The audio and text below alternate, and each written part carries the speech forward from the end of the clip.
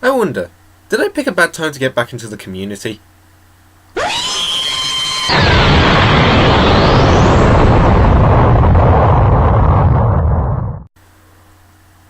paraphrase the words of the great Sargon, it's like watching a spider and a scorpion get into a fight.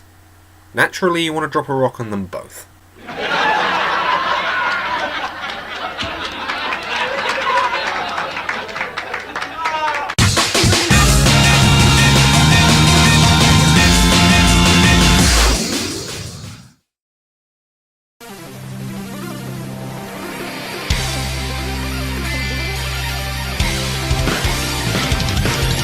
In the run-up to Sword and Shield, I have recently gotten back into the Pokemon series as a send-off to Gen 7, my overall favourite games in the series. Here, I'll out myself as a shill for whatever the latest generation happens to be, as the recipe for the series is constantly refined with new bells and whistles as well as an extra batch of mons to add to the decks. However, after the release of Ultra Sun and Ultra Moon, I quickly noticed some of the distracting responses, mainly from those who would play the original Sun and Moon. Things like the games being too similar, or that it didn't rectify some of the habits of the original Sun and Moon that had been imported from earlier installments. With that, and as one can plainly see by the title of the video, I will be playing a year late defense for the current installment of Game Freak's long-running financial darling, as well as how I believe these responses to be something of a misunderstanding as a result of a deep-seated fallacy within all forms of media that customers don't really ask themselves as far as I'm aware. But first, a few anecdotes before we properly start. Firstly, I am not against a dissenting opinion. Hell, the implication is probably the only reason you know me. All I'm trying to address is how the criticisms that I have seen towards the last few years of the Pokemon series are misdirected in a lot of ways, as you shall soon see. Similarly, do I think that all of these criticisms are invalid? Not exactly, but I do believe a fair handful of them to be either blown out of proportion, dismissive to the intent of the series, or are just there for the entitlement of a vocal minority that contribute nothing to the existence of the medium they are a part of. Finally, I'm looking to make this video a bit shorter than the other two works you may or may not know me for. The EU is a bitch after all, and that fucking copyright directive does no one but the ruling class any favours. But that's enough about the Orwellian parasite next door. Action starts. I think the first things we should be addressing when it comes to the criticisms levelled at the 11 games is the purpose of them as standalone titles, as well as their status as two parallel interpretations of what is mostly the same set of events. A rather alarming number of times have I seen people mention how Gen 7 is the absolute worst in the series in their opinion, all the while citing no justifications for this notion, at least that don't derive from varying centres of elitism. The common complaints that I have seen on a general basis range from those who take exception to hand-holding to that of a linear structure, both gameplay and story-wise. And this is where I think the first misunderstandings start to take hold, and where the wires of this mentality start getting crossed for a couple of reasons. For one, there is very little fundamentally wrong or broken with the Gen 7 games, if at all. Sure, veterans of the series might find them a little easy, what with the refurbished EXP share and all, but not only is that, well, veterans, but it's also to do with addressing the bigger picture. Keep in mind that the sequential order that we dub as the generations of this series are not actually episodic by nature, and as much as there may be nods to other games in the series, they still exist independently of each other and the narratives that each major title will tell. With that, take someone who has never experienced the series before, and with due respect to difficulty, tell me which game in the series you would introduce someone to. This is why hand-holding, a concept that many would take so easily for granted as a moral evil, is such a quintessential safety net for as many dispositions of player as possible. Why else do you think that official guides and booklets still have anecdotes on stab and the bread and butter toxic protect, even when that kind of shit has been long since ingrained into long-time fans? It's a similar pretense when defending Gen 6 and the supposedly broken EXP share. When it's the first thing that's brought up in discussions regarding the generation, people will jump on it with next to no hesitation, but when every alternate encounter in, say, Old Torna makes overkill bonuses a free level and a half, I think the entomology sector just spooged out the bell end. And don't get me wrong, it's not completely unfeasible for Game Freak to trim back the hand-holding as well as a means to skip tutorials. But this is why I think it's better as a quality of life thing instead of a supposedly urgent priority that overall does not affect the fundamental value of the game. And this is the thing people do not seem to understand in my eyes. Pokemon has always been about creating a widely accessible experience that doesn't leave anybody that wants to dive on board behind, all the while preserving a far larger image that I don't think people appreciate. I mean, Mario manages to do it, Zelda manages to do it, so what makes us think Nintendo's other household IP is any different? Okay, so let's ask ourselves another question. What did Ultra Sun and Ultra Moon bring to the series? The main thing that comes to my mind right out of the gate is that of brand new Pokemon mid-generation, such as Blacephalon and Zeraora. Now one could argue mid-gen forms are little new, an example being Shaman Sky as part of Platinum. However, while that is true on its surface, not only do these brand new mons exist independently of any previous form, as much as I don't find it a coincidence that they've used no new type combinations, there's simply more of them than Platinum introduced. People will also cite the fact that 90% of Ultra Sun and Ultra Moon was the same as the original Sun and Moon, and to that end I ask two things.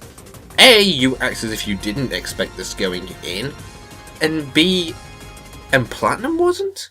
And this is the reason I'm primarily using Platinum as this example, as I find it quite frankly rather hypocritical that one criticises the newer titles for actions that the older entries were previously fine with. Not only does this come across to me as a form of entitlement, if anything it's the same logic Gen 1ers use when they tear Gen 5 a new asshole. I find it naive in every sense of the word to believe that mentality is completely extinct. Just to clarify, I'm not saying you can't enjoy Platinum for any reason, I'm just saying double check your criticisms before you make them. Individual value is subjective of course, and so is this. Speaking of Gen 5, I get a hunch from a few places that people have in their minds the example of the perfect Pokemon game, with Gen 5 being the absolute closest example. A region with just enough cubbyholes to explore, a story bordering on dark enough without being edgy, and the fact that a walkthrough deck consisted entirely of brand new Pokemon. As with a lot of things, I get the feeling you only get that kind of game once, and this is what made Gen 5 come off as a bit of a fluke, honestly. With that noted, what other criticisms have been levelled at the 7th generation? This could also be applied to the rest of the series since the turn of the 2010s when I bring up those that feel as though the series is starting to get stale and needs to do something different. This was ultimately brought to my attention around the introduction of Sword and Shield when I noticed Shofu, keep in mind the influence members of the community like him have, saying that the totems were just gyms by a different name. I disagree mostly because of the way SOS is handled, but let's take that as a hypothetical for argument's sake and say they were that similar. Here's a question I'd like to put forward.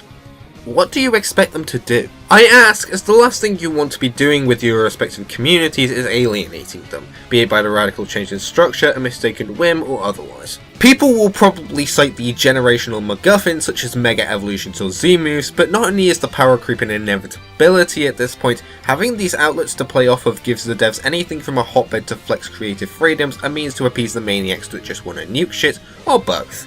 But that's rather obvious. Maybe a better example of what I'm trying to get at when discussing structure is the transitions of Smash Ganondorf. Given the nature of something like Melee and its situation, I'm willing to bet his best players such as Bizarro, Flame or Kage would feel kind of left behind if future iterations suddenly changed to be more like his source, think floating, spells etc, and not the slow, half-grappler Captain Falcon clone his metagame is grown accustomed to. Unless you're thinking Project M, but that's a separate discussion. Regardless, why else do you think it's taken North of 2 decades to pull out the Doya? Returning to the topic of Pokemon, this is the thing that kinda gets me. Fan creations like Uranium and Insurgents have proven that the formula does not need to be drastically changed in order for an enjoyable experience to be maintained. And really, if you've enjoyed any of Game Freak's outings thus far, you'd trust them more to make the judgment call of if a sweeping change to the series is needed or not. But most of all, you've expressed what you don't want. How about expressing what you do want? Oh dear God, I'm starting to sound like Theresa May. We must all work constructively. Our final point to do with Ultra Sun and Moon today regards something in someone oddly specific, but what largely feeds into the topic of this video. Who am I referring to? Lusamine. This is our first puerile example of intro bias in this video that I'd like to discuss. Go figure, I'm 5 pages into the script and I'm only just getting to the point.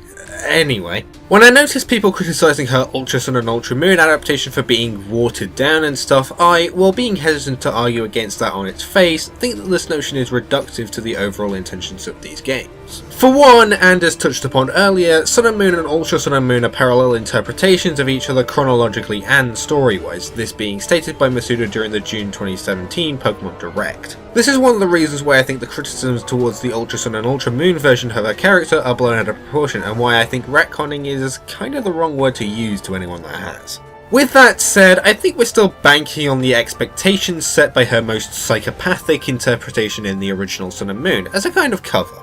I say this as while lusting after Nihilego to wanting to body Necrozma in a best of 3 might seem like a harsh downgrade, I think it's dismissive to what Game Freak was trying to go for.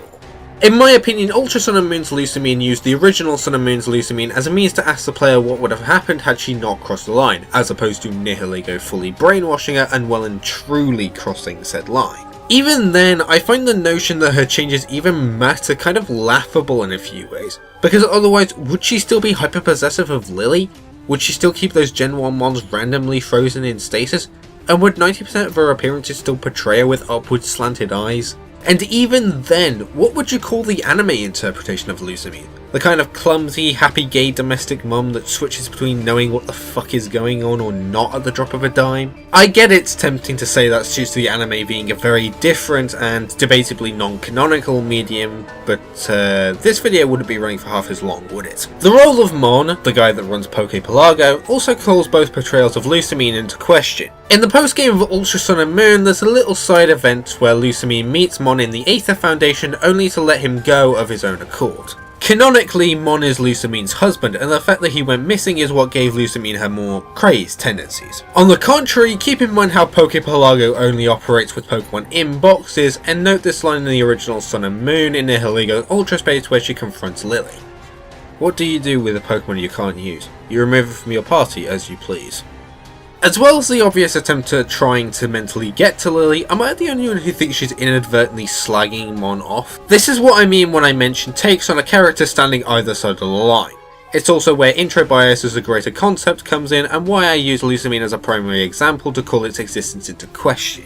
Think about it, if the supposedly tame interpretation of Lusamine that was derided from Ultra Sun and Ultra Moon came first before she went off the deep end, would people be saying the same thing?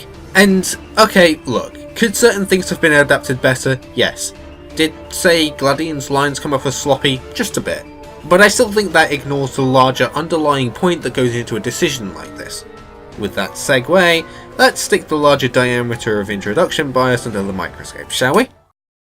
For those still paying attention, you may have noticed me point out how a lot of the criticisms with Ultra Sun and Ultra Moon as sister games, as well as specific examples of Lusamine, often miss the point of their function. Needless to say, I do not believe that the Pokemon series is the only example to run into this phenomenon, and I'd be hard pressed to say its situation is per se unique. The function of adaptations of a given format of media give an expansion or an alternate view on an established piece of continuity, be it in its message or just because tying lore is the most androgynous bitch you've ever seen.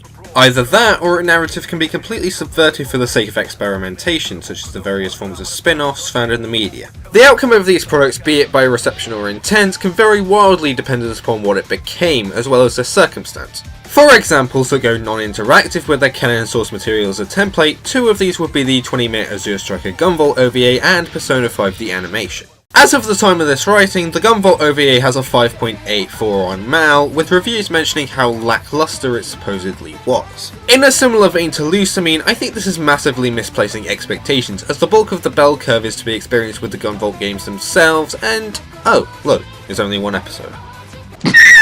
I'm not denying that the animation quality could use some polishing in a couple of places, and as what could be seen as a prequel or a retelling of the first level, maybe it could expand on its themes in preparation.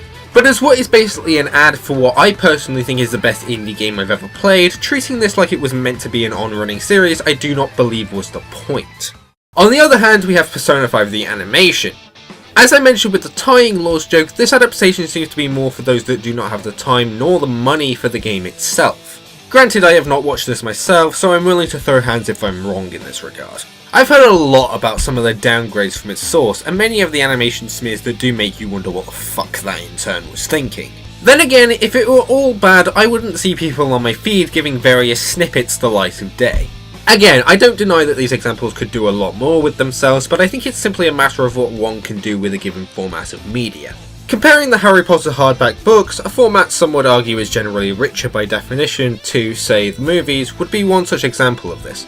I don't care much for the Harry Potter series admittedly, and I'm not what you call an engrossed reader by any stretch, but that's a different matter. That's kind of another thing. Not everybody is going to be willing to consume a given form of information the same way. Not all of us are readers, not all of us can pick up a controller, and we have preferences that should be respected to the best of our ability. But back to the topic at hand. By the way, during editing, Joker was actually released for Smash during the editing of this video. So, yeah, that's another medium to add to the point. I think our Croshaw might have been onto something. Not everything will be a one-to-one adaptation of a game or film, and some will put those assets in an entirely different situation where they previously didn't work, be it in themes or otherwise. Crossovers seem to be a trip mine when it comes to this, however, as not only is the non-canonical nature often conflated and ingrained with the players experiencing it, but someone's first introduction to a character through this genre can make or break their perception of that character's source material moving forward. I have literally seen friends refusing to even so much as try the Bayonetta games, because the image of our favourite Umbra Witch, perverted through Smash 4, is now synonymous with laddering people at 20 off the top from one bad read, and the harassment of our best players that value tiers and results, as Captain Zack dances like he doesn't even know auditions for the producers ended what's coming up to, 75 years ago. As for cases where the sentiment is actually executed correctly, the Sonic Boom show would have been my initial example of a revised format done right, as its nature as an episodic show is more in line with something like SpongeBob. But, Yeah, last time I kinda sweet-talked the guy. And by sweet-talked, I mean threatened his family. I know, it was me. But since then, I've gotten divorced, so your threats are meaningless. You're looking at a man with nothing left to lose. This is a kid's show, right? Yeah, let's just say Boom had some other things going for it. Regardless, what is the best example of what I'm trying to get at as far as alternate situations are concerned? Final Fantasy VII Advent Children. As far as I'm aware, Advent Children is the reason the whole meme about Cloud then versus Cloud now kicked off, all the while pointing out how Cloud's character was supposedly bastardized in general because he's all emo and shit. Yeah, and taking care of 26 kids wouldn't give you a midlife crisis.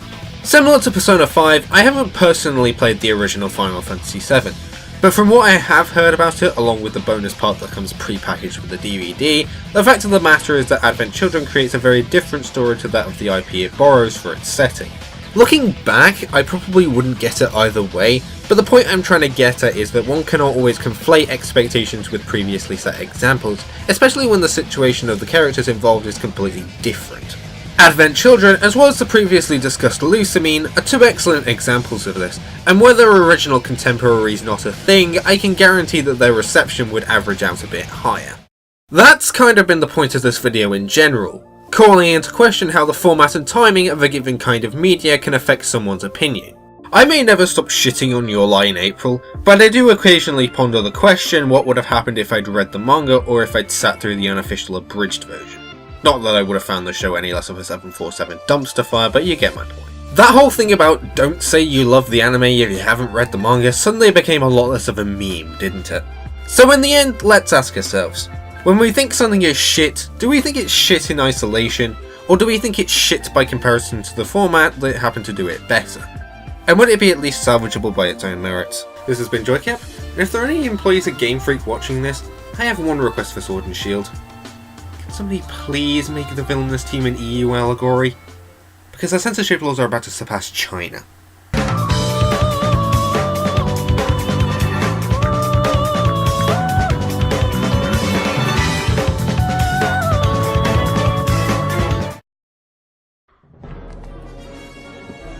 Pull the lever, Kronk.